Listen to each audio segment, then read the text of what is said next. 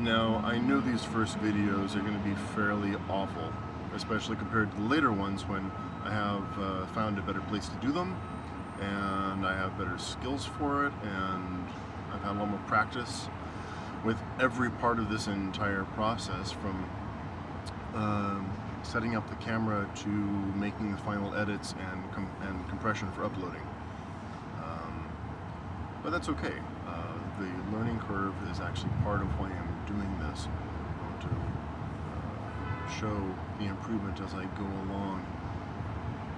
I am trained as a voiceover artist, as a singer, as a performer, and yet this thing is a whole different thing. Obviously there's some overlap, but the non-overlapping parts are less obvious than I thought they would be, and it's very interesting. The reason I'm not worried about this is part of why I'm doing this whole thing is to show improvements as I go along. Improvements in my skills, in my weight, in my muscle tone, in my skin tone. Improvements as I go.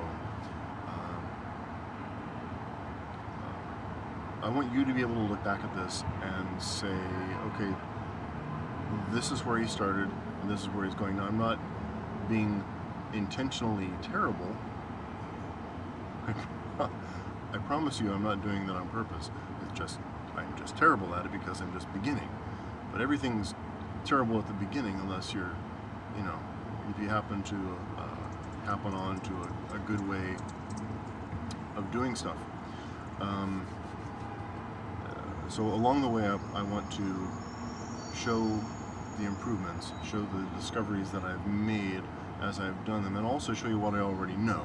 There's a lot of really cool stuff out there, and we're obviously going to have a lot of fun doing it. But part of the really cool stuff is actually improvements to a person that we're going to make, and this is the person we're going to experiment on. So keep this in mind. Remember this one for later, because it's just beginning. It'll get better.